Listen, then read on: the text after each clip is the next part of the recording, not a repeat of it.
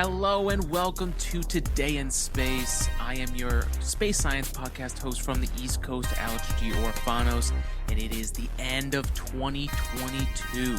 So this week, we're going to review everything we can here from the past year, both from the podcast, from what happened in space, and also what we expect to see from the podcast and in space in 2023. So thank you for joining us.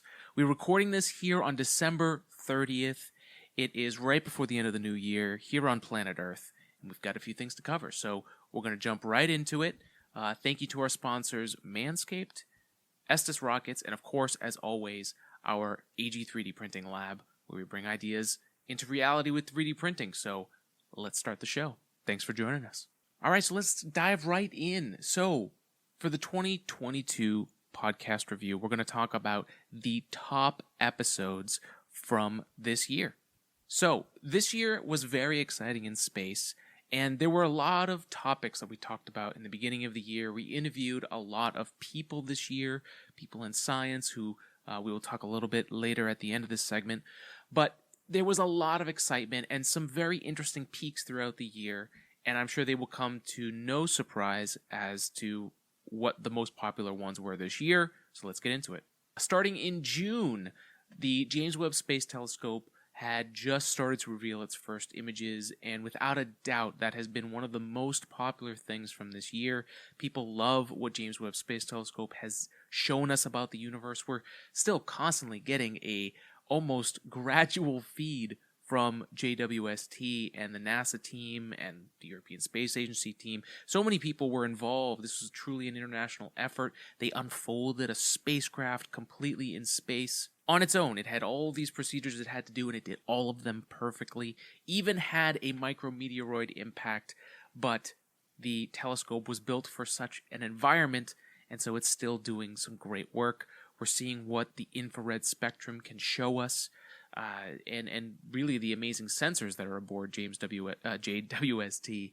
And it's no surprise that we had two spikes, the biggest spikes for the podcast and the popularity of the episode in that end of June timeframe, and that was because JWST had just started to show us what was going on. Our next peak for the year actually happened when we were down in Florida, which was very cool to see that, you know, one of the things that we want to do definitely more in the coming years, and it's what helps supporting us. It's what supporting us helps us do, which is to actually go see rocket launches. You know, I'm an aerospace engineer at heart.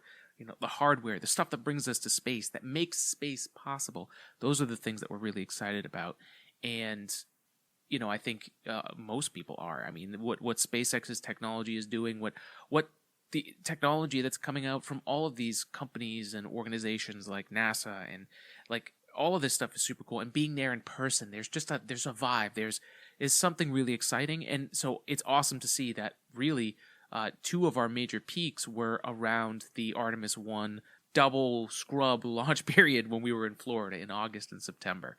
Obviously, it was a bummer, and I did catch COVID on the way back from that trip to Florida, but met some great people. It was just such a great moment. It's like there's such an excitement when you're there in person, and I highly recommend that in 2023 you get out there and check out one of these launches. Obviously, Florida will be packed with these things, and the Space Coast is used to that, so there's so much to see while you're down there, and we've got some advice in those episodes in August and September on what we found out when we were going there, because this was the first time we did this without the amazing opportunity that the NASA Social gives you to watch a rocket launch, which is where I watched my first rocket launch. It was a Falcon 9.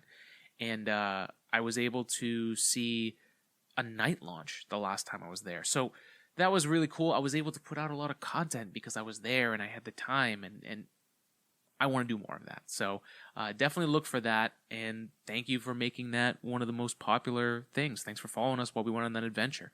We're looking forward to doing more.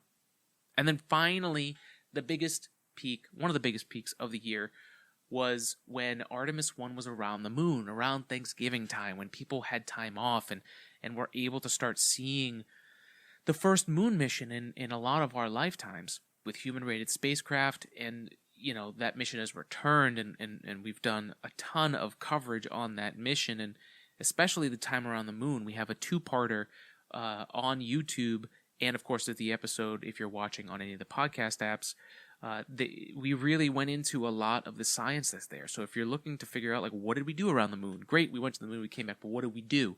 Why were we there? Those episodes are great for answering part of those questions for you. So check those out. This podcast is brought to you by Estes Rockets. If you're looking to get a rocket for yourself, or anyone else in your life, especially if you have a young one and you're trying to get them into something cool, or maybe they have an interest in science, Estes Rockets is a great place to have something where you can bond and enjoy the joys of rocket science in your own backyard or wherever you live where you're able to launch rockets. So you can use our code IN_Alex to get 10% off at EstesRockets.com. It's going to help you get rockets. It's not going to include sales and it's not going to include engines, but it will include everything else in the store. So go into EstesRockets.com, use our code word IN_Alex, get 10% off things in the store.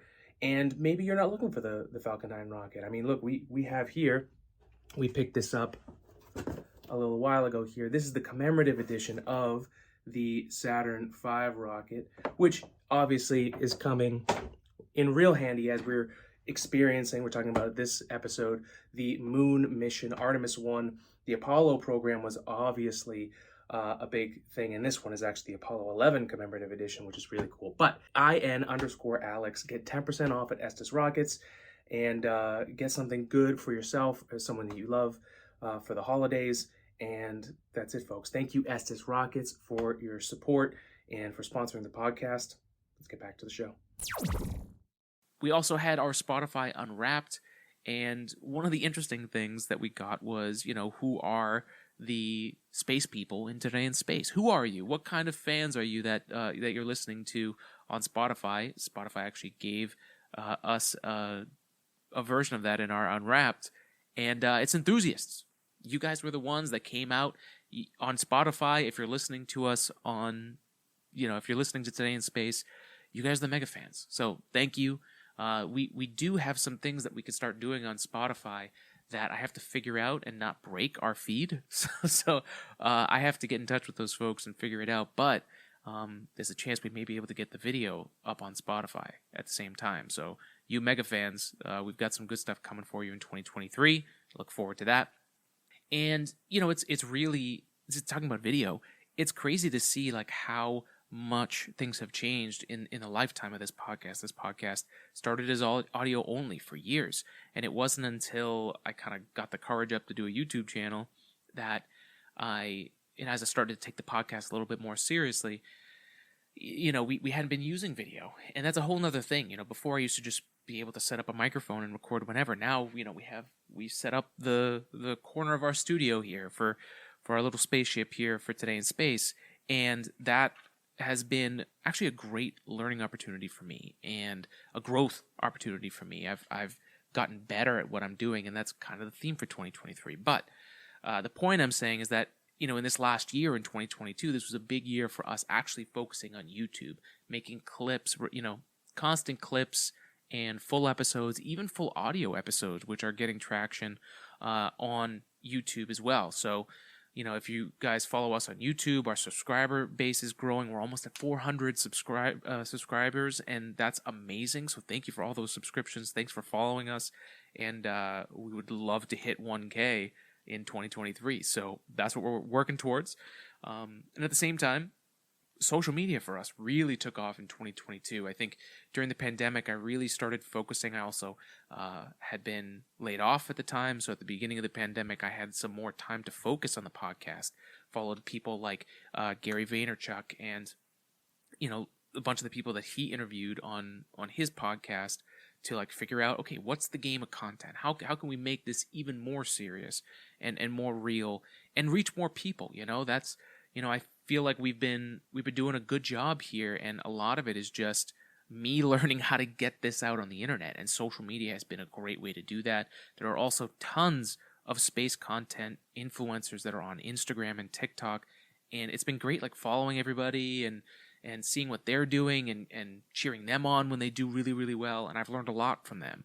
Most of them are younger than me. They know the internet and the social game a lot better than I did, so it's cool to learn that and to follow those folks. I mean, Instagram took off. reels. We've been hitting 10,000 on some of these, 10,000 views on some of these reels, and starting to get a stride into, this podcast is long form content, right? So I really had to learn how to micro version this content, and it's good because I want you to come here if you're looking for the long form content, but it's literally called Today in Space, so I want there to be a little bit of something every day, and so it's a different thing. I'm sure it's just like working out different muscles for different things that you like, right? Like the long form content is one muscle, the short form content is a completely different muscle, and especially as an engineer and a scientist that I can get kind of bogged down on the details. The cool thing about those two is it lets me be detail oriented when I want to be, but realize that it's just two different things. Sometimes it's time to switch into creative mode, and sometimes it's, detail mode. And learning how to do that on the internet and online has been I'm actually really starting to enjoy learning that and seeing some progress. So that's really cool. It's also like social is like a giant laboratory where we can run tests and research and see what works and follow whatever, create and love creating, not start to hate it at a certain point, right? But basically it's, let's get this going and let's have some fun with it, just like we do with our 3D printing lab. It's not so much about the making money of it as it is the creative process of it and having a lot of fun doing that. Now we're trying to find the balance of those two, so we can one day make this a full-time gig. So I've learned a lot this year. I'm looking forward to learning more. TikTok is over 1,000 followers, so we can go live there. So I think on TikTok we're going to do probably more 3D printing content in 2023, and we're going to share, literally you'll get a feed of our 3D printing lab and things that are 3D printing. It's definitely popular on TikTok, and I think it's a great place for us to do it. Of course, YouTube Live is also going to be something we're going to be doing more of. I think YouTube and Facebook is probably where we're going to do most of our live stuff. If you're on any other platform and you'd like us to go live there, if you're looking for that, let us know. But it's been an amazing year of growth for the podcast. We had 2 sponsors for the podcast, Manscaped and Estes Rockets. That has been amazing, and we really appreciate the support, and it's helped us learn another aspect of the business of being in communicating science, right? So we kind of broke the glass ceiling of this podcast with that, and now it's like, it's not just Earth, right? It's the universe. There's so much more to learn now, but that's exciting, and we're looking to grow that, and we appreciate those sponsorships and those partnerships that we have. And if you are looking for anything, because the reason we're getting advertising is for things that are relevant to you. And if it doesn't work, we'll stop that partnership. So what I'd love to know from you, especially early on here, is what are you guys looking for? What kind of partnership, what kind of sponsors do you think we should have here in the podcast? That would help us out because it's about providing value, right? If we're going to run advertisements on a science podcast, then I want it to be relevant to you as the person listening. So let us know what you're interested in. We'd love to hear from you more. Feel free to reach out to us on Instagram at Today in Space Pod. We're on Twitter at Today in Space Pod. On TikTok, we're Today in Space. Facebook, Today in Space Podcast page. So check us out there. Let us know. You can always email us at todayinspacepodcast@gmail.com. And of course, you can comment on YouTube and follow up with us wherever you find us. So thank you for all your support this year, and we hope you have a great 2023 with lots of progress and lots of success in what you're working towards, including good health. Thanks to our sponsor, Manscaped, we have the best tools to offer for either yourself or if you're buying a gift for somebody else. Manscaped has everything that you need, whether it's getting the Platinum Package 4.0, has loads of little presents, perfect for stocking stuffers. What's better than the gift of good hygiene and a few laughs? Manscaped offers a handful of their liquid formulation, shampoos, body washes, upstairs and downstairs deodorant, gels, exfoliants, absolutely everything that they could need to keep it clean. And again, one of the things we love about Manscaped is that it makes manscaping and men's hygiene so much simpler. I mean, you can just check right here. My beard had gotten pretty crazy. Had been sick, had been the holidays, just let it grow, and it got pretty wild. But I was able to tame the beast with the Manscaped Lawnmower 4.0. Not only do they give you the tools that you need, they help make the experience of men's grooming easier and simpler so that you don't have to overthink it. You can just grab your gear and go. But there's also things like the Shears 2.0 if you're looking for a full kit for nail care with scissors, clippers, tweezers, and a file for the traveling man. There is the new Persevere Cologne, which brings a light, breezy, woodsy feel and gives that fresh tree scent even after the holidays are over. They also have come out with their body buffer, which if you're still using a loofah that holds all that bacteria, gross, you can throw that out and get this new body scrubber, the body buffer, that feels smoother and acts tougher. And then, of course, like we talked about before, the Lawnmower 4.0 is my go-to. It is the electric razor with advanced skin-safe technology. It's a life changer and known for reducing nicks and cuts. Manscaped is here to make holiday shopping a blast by giving products that they'll love and make them laugh at the same time. So get 20% off and free shipping with the code SPACE at manscaped.com. That's 20% off with free shipping at manscaped.com. Use the code SPACE, and Manscaped is the perfect gift that will be the holidays' biggest hit. So thank you, Manscaped, for being a sponsor. Really appreciate the partnership we have with them, and makes a great gift for the man in your life. Might even be you. It's okay to take care of yourself. So manscaped.com, 20% off free worldwide shipping, code word SPACE. Let's get back to the show. We also have to thank our people of science. The class of 2022, we had 5 individuals that we spoke to, human beings who are working in STEM in some capacity. Part of their workday is surrounding STEM in some capacity. We had Jenna Bryant of Embedded Ventures, Steve Good of Ramon.Space, Jane Davies, who got her master's in science and digital anthropology and is now working in the space industry. So congrats, Jane. That's super awesome. Jim Cantrell of Phantom Space, and Chris Wade of Ethereal Geometry Arts.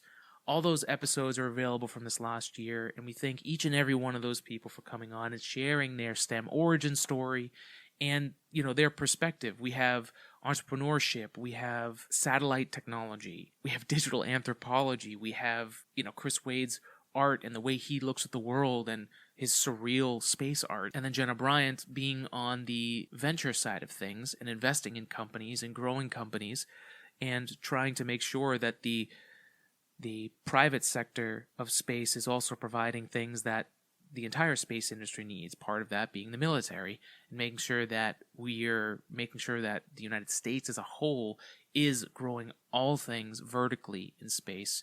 And Embedded Ventures is trying to make sure that those companies and these people and the military and everything in between works together to grow the industry. Things like GPS. I had a great time talking with Jenna and everybody else here, but we definitely want to have the folks at Jordan and Jenna back here on the podcast soon, maybe together, and that would be great. But thank you everybody who joined us for People of Science and shared their story of STEM. And if from all walks of life, wherever you come, if there's anyone here that is in STEM, passionate about STEM, and you think we should talk to them, let us know. Hit us up on tinyspacepodcast@gmail.com, and we'd love to speak to more people. We're already in the middle of planning stuff for 2023 with folks, so looking forward to sharing more and talking to more people and hearing about where their passion started. So again, thank you, People of Science, class of 2022. Here comes 2023.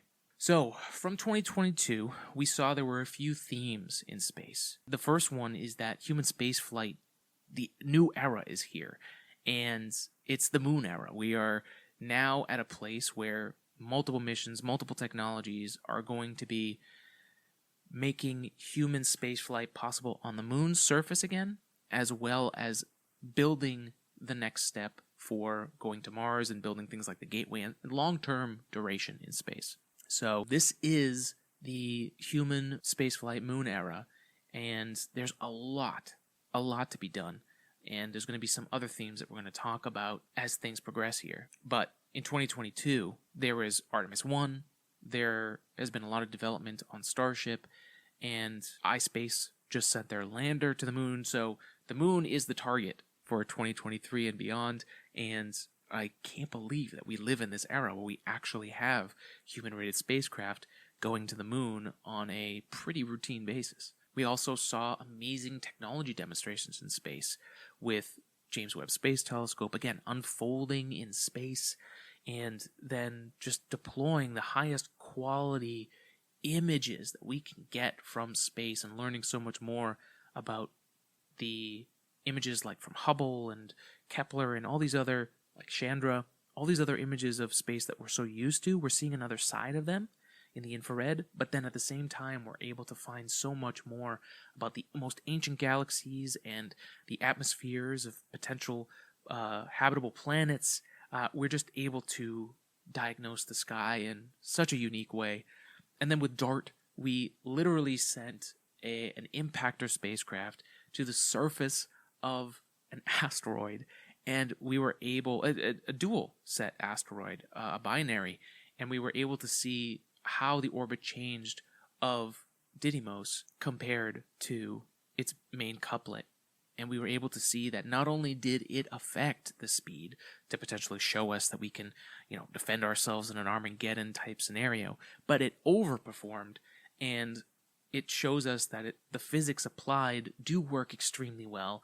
And if we had to, we could have a mission like this ready to launch. We've seen it succeed. So that's tremendous. We saw so much more dust and debris than probably we ever expected, and it was a great show visually to see here back on Earth. And so many people were taking images from around the world. DART was a wonderful surprise for 2022, and it just shows so much hope that if we plan and we stick to the physics and we test, right? If we can demonstrate it, we're not only going to potentially blow past our own expectations and show what's really possible, but it also opens us up to a whole nother set of scenarios and solutions that we didn't have before. So those have been amazing to watch, and I can't wait to see what we're going to do in the future. We also saw, with both James Webb Space Telescope and the Artemis mission finally starting off, both of those were missions that were plagued by really long delays and development, and it's really difficult to do. It's something we've talked about from the very beginning with NASA. They are dependent on funding and the whim of politics and whether NASA gets used as a football for each agency to showcase what they're doing. And we saw basically from this year what can happen if NASA's work and plan and mission can be mostly uninterrupted, what they can do, and if they're allowed to progress, what's possible. And they can achieve great things like DART, Artemis, and JWST. But we got lucky, because for the last 3 back-to-back presidential administrations, that progress, that plan really wasn't interrupted. It was allowed to continue. That made a big difference, which is something that, at least in my era here of 1990 and beyond, the space shuttle at that point was around for a really long time, and these new projects of post-shuttle, they took a very long time to even become an idea that could be funded, but multiple programs have been funded and canceled, essentially. And Artemis and JWST and DART, those survived, and those were able to really succeed because the people at NASA weren't pulled from one place to another trying to solve the next president's big show idea. So we're really lucky about that. We're also really lucky to have private space that's clearly here to stay. And, with what SpaceX has done, they just launched the 61st mission of the year, which beats, I think it was Elon's estimates of how many rocket launches they want this year. And it proves the theory of reusability, that it is not only possible, but it's also economical. I think, we'll talk about 2023 here in a second here, but I think it's amazing to see the Space Coast so busy and the space industry so busy. And what does that mean for the future of space around the world and how countries and organizations approach going to space thanks to this proof of, reusability in rocket science, thanks to SpaceX and the Falcon 9, and companies like Rocket Lab with their Electron rocket. There's so much that's happening right now in the land of reusability, and even New Shepard for Blue Origin has had multiple launches this year, and New Glenn is being slowly put together by Blue Origin right now, and that's something to look forward to here in 2023. So those are the themes of 2022. So what is 2023 going to show us both in space and on the podcast? Well, first, commercial space growth. Commercial space growth had a huge year last year in so many different aspects, not just SpaceX, but across the industry, and I only expect that to grow. There's lots of Starship development and testing coming up here in 2023. We just saw a video of one of the Raptor engines being gimbaled and moving around and running tests to see how it can move. Starship has to do a lot of wild thrust adjustments to get something that big and massive to slow down so that it not only lands safely, but that we can feel reliable, that humans are going to be able to go launch to the moon, come back, even Mars, and come back and shed all that energy in order to have a landing. So I love that they're testing that out and getting more data on how these rockets perform so that every subsequent test we see progress, and they're able to apply these other non-destructive tests to the final thing of sending humans. It's a fascinating approach, especially to see how much we're seeing from Boca Chica, Texas, and the Starbase in that development. So it's very, very cool. But more human spaceflight, right? There's going to be definitely some with NASA and the Crew Dragon going to the International Space Station and back. We're going to see probably another potential, Axiom, right, is going to be a private mission. It's flying on a Crew Dragon. That's going to be amazing. And of course, SpaceX is going to have the opportunity to do more next year, although I haven't heard of any confirmed private missions, even though I know that Polaris Dawn is in the middle of training. So I'm excited to see that potentially launch in 2023. But at least their progress, it's very cool to watch them train, and I love seeing posts of when they're able to post things. But I know we will see much, much more once the mission happens, and everything that's being documented right now comes out in, say, a Netflix documentary like they did for the Inspiration 4. So that's amazing. Artificial intelligence is definitely a big theme for 2023, not only in space, but really everywhere. Things like ChatGPT. There's a lot of different things, Lindsay, that other program that's developing the AI art. I think it's a concept we have to dive into, and who knows, we may be making our own artificial intelligence here for the podcast. So we'll see if our mad scientist skills can help us do that, and we'll see what happens. But artificial intelligence, I think, has a huge place both in the big buckets that we have here on the podcast, 3D printing and space. I think they're going to apply a lot to both those industries, but I think it's something we need to talk about so it doesn't become magic. Try and understand it and see how we can live with it and how we can help our lives out instead of always feeling like you're on the back end of it and it's being used against you. So we will talk more about that to help reduce our fear and increase our understanding so that we can have better, more productive talks about the topic itself and obviously have some fun with it. There's 3 rockets that we're looking forward to more development in and possibly launches in 2023. There is the Vulcan rocket with the ULA that just got its BE-4 engines from Blue Origin shipped to them, and very excited to see that. That's a brand new rocket, obviously nicknamed after our most favorite Vulcan, Leonard Nimoy, and that was actually voted on the internet, so that's a really cool rocket that's coming out. Blue Origin and their New Glenn rocket, their heavy rocket, supposed to be reusable, using everything they've learned from New Shepard and scaling it up to New Glenn. That's going to be interesting.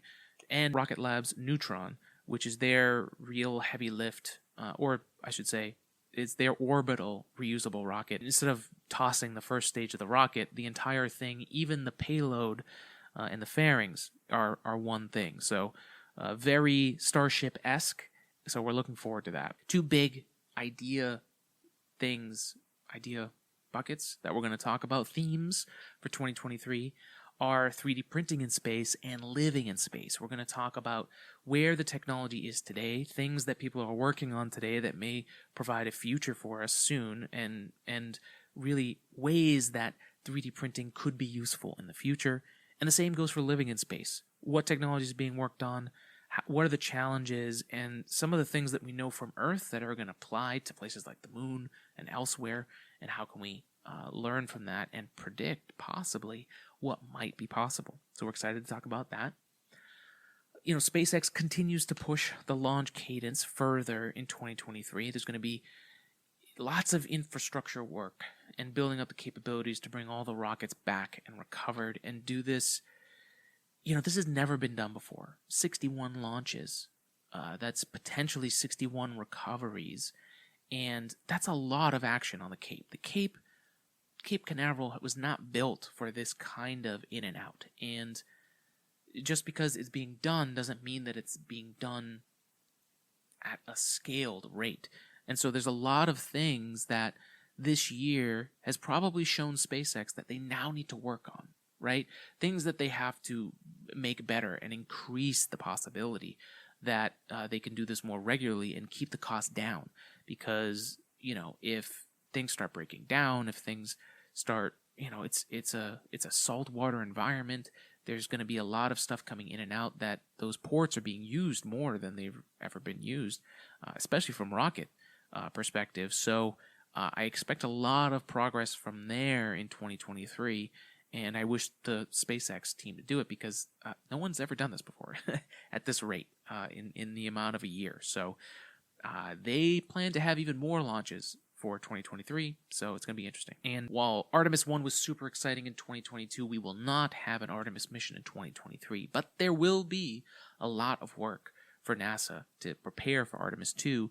We may see the selection of the astronauts that are going to be aboard Artemis 2 in 2024, and we may get a glimpse at a Starship that's going to be used at the human landing system and learn more about that procedure in Artemis 2 where they're going to test the docking that will eventually become the lander, the Starship, to land on the moon.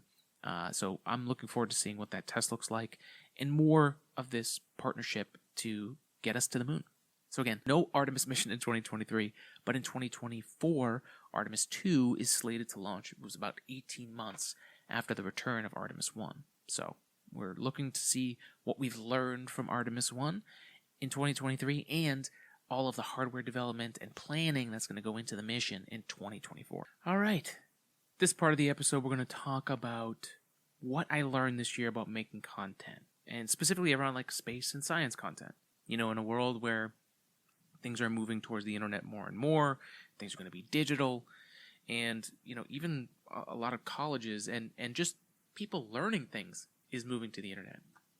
Talking about where we can learn and improve on for making content and making it in a way that doesn't diminish the science itself by oversimplifying it, but also gets people's attention, right? There's definitely a balance to be had there. So some of the things that I learned in 2022 about making content is that I have the time to make the content if I make the time for it and show up.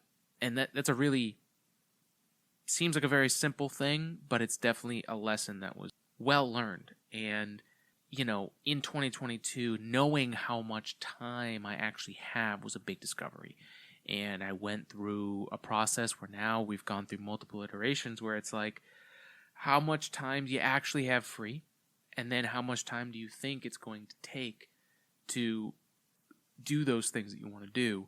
And basically orient it according to whatever time you have.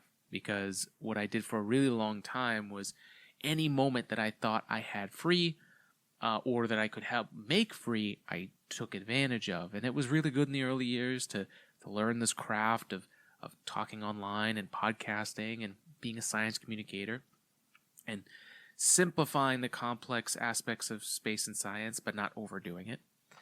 And then making it interesting, right? That's a whole other, and contextual to the platform that I'm speaking or talking or you're listening on, right? So it's been a lot, and the mere fact of saying this is how much time I have, get after it, and learning a little bit more about probably how my brain works, some of the aspects of, again, I'm not diagnosed by this, but the techniques have helped is, ADHD, and, there's so many ideas that come out.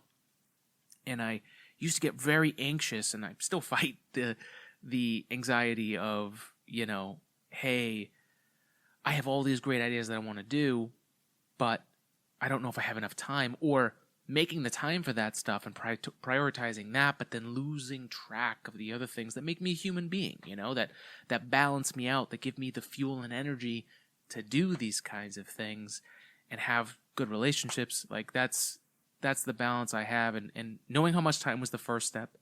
And this next year I'm looking to prioritize that more, and that's AG 3D printing lab, all the things that we're planning to do on that, and as well as the podcast and everything that we do online. So, and that's all mixed again with spending time with the people I love, making sure that I can see friends and family and keep in touch, and also go see people, right? Go make new connections, find new people. So it's got to be time for that. But it's a lesson that kind of ties into the other thing that I learned this year about making content, which is that, an empty desk is a creative desk. And I'm a very chaotic creator. That's you have short attention span, lots of ideas.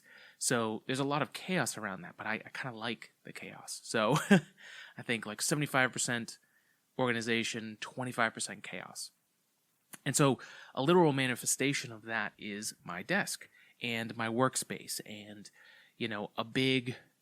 a big thing that I have learned the lesson over and over again, but I'm really focused on making that happen as we get more serious, right?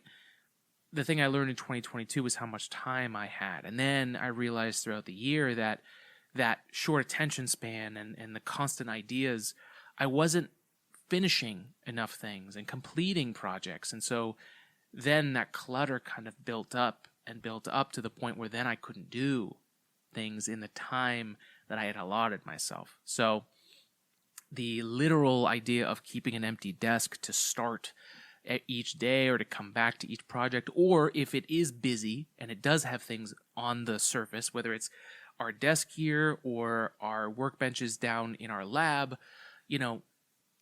having those ready to go when I'm ready to create, and there's the time, is a huge part of making that happen. And, I have lots of ideas, and I love working on multiple things at a time. That work stacking that we've learned from SpaceX and a lot of the Elon Musk companies, and just the iterative process itself, right? How businesses make progress, how anyone makes progress, is being able to stack work and get more things done in less amount of time instead of the entire time it takes each thing and doing that. If you can find the balance of that work stacking method where you can do multiple things and progress multiple things in a day, it's a really powerful thing, but it is a double-edged sword. And the double-edged sword of that was that if you stack too much work, the stack ends up on your workspace. And without being able to move things off the workspace and through completion, it just makes it so that you can't do it. So the clutter from the chaos is okay, but I need to make sure that it doesn't stay and that we finish projects so that it doesn't become white noise visually and mentally to the point where I then am crippled by the clutter. It's not helping myself or anyone. So taking time for that and making sure that we're completing things before jumping on a whole bunch of new plans, especially if that workspace is already busy. So that's going to help me really feel better long term. Maybe short term it'll be stressful, and it's probably something I still need to work on, but it is something that I am going to work on here in 2023, and that kind of encompasses like this whole thing of 2022 and what we've learned about making content. Thanks to a lot of the space influence creators on like TikTok and Instagram, really, really crushing it online, and they're really doing a great job of making things fit the attention span of the people that are on it, making it interesting, keeping things speedy, but very sharp in the language and the meaning, really defining that. I'm trying to find my own version of that now, even in just like promoting episodes, right? Like I'd love to hear what you guys think from our end. Are you, where are you getting notified that a new episode is up?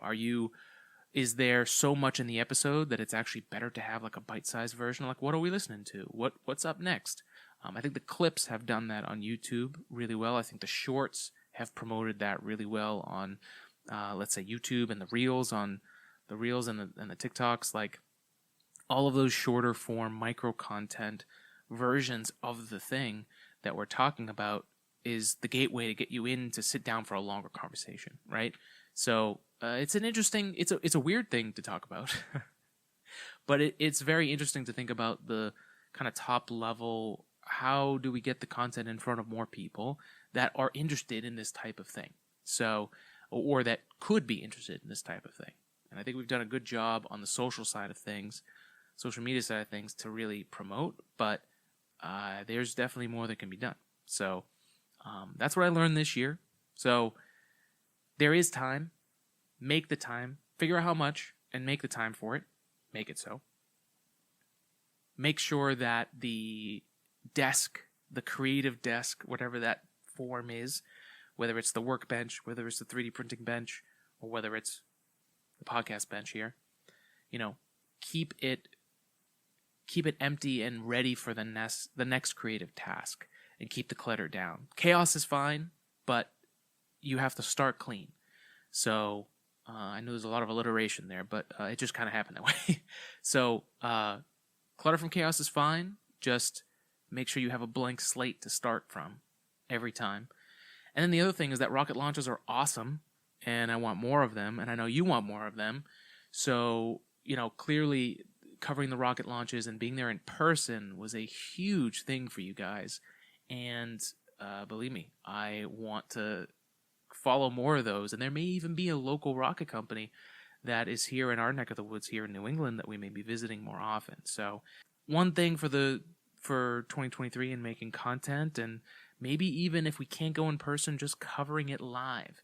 I think there's a clear thirst for it from you guys, and I feel the power of the force within that rocket launch coverage that you guys are looking for. So something I'm looking forward to in making content. And that's it. That's lessons from 2022 for Today in Space podcast. So we'd love to know what you think, any kind of improvements you'd love to see from us here in 2023. And thanks for always listening and following along. We really appreciate it.